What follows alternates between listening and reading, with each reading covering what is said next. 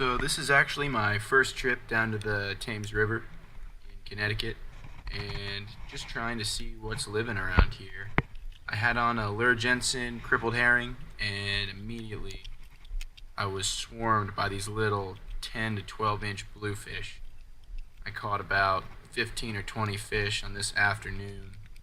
And later in this video you'll actually see some night fishing with the same lure tipped with a gulp swimming mullet, and I'll get a few small schooly striped bass on that. So all these fish are released.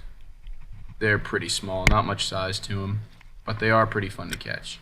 So here you'll see another take right on the surface with the little crippled herring, which is basically metal lure with a little blade right above a single hook. The rod that I'm using in this video is a Lamiglas XS 10-foot medium action and a Penn Conflict 5000. Now there's not much to catch in these bluefish. I've been just casting right off the pier and the schoolers have immediately been swimming. As you can see, they're hitting it right under the surface. So there's tons of these guys around. And like I said, not much size to them, but they are fun to catch. And for someone who's been away from salt water for so long, it was refreshing to actually feel something at the end of the line. So I had a really good time this afternoon.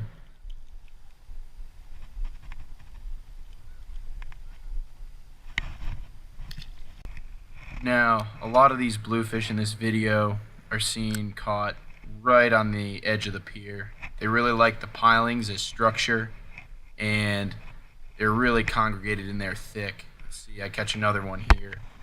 Basically just skimming that spoon right under the surface of the water, and the single hook is nice because it makes for a really easy release for a guy like me who didn't bring his pliers down. So they still have pretty sharp teeth even at 12 inches, so you got to be careful. Nice little blue.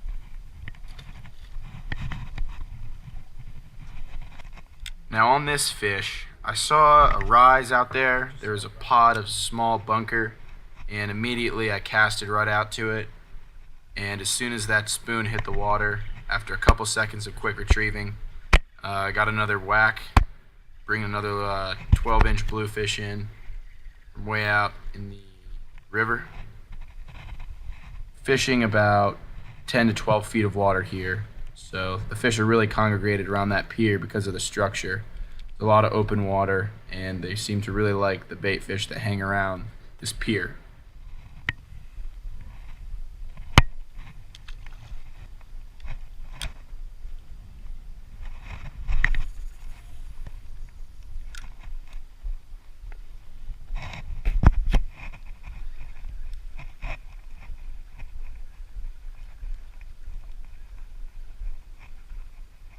On this next cast out to the pot of bunker again. Nothing really happening until I get closer to the pier. That's where most of the fish seem to be today. And I hook another fish really close to the pier. Basically just dropping that thing right down in front of them. They're gonna hit it.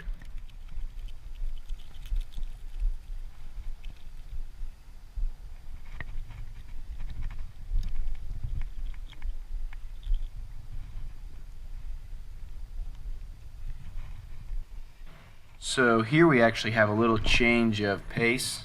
It's much later in the evening.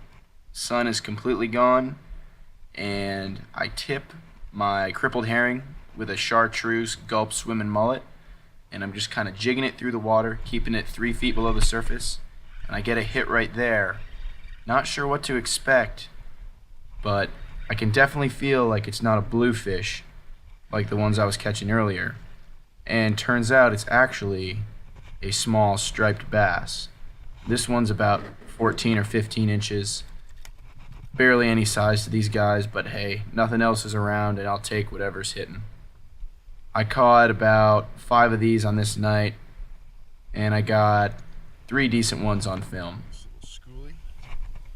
Just a little light there.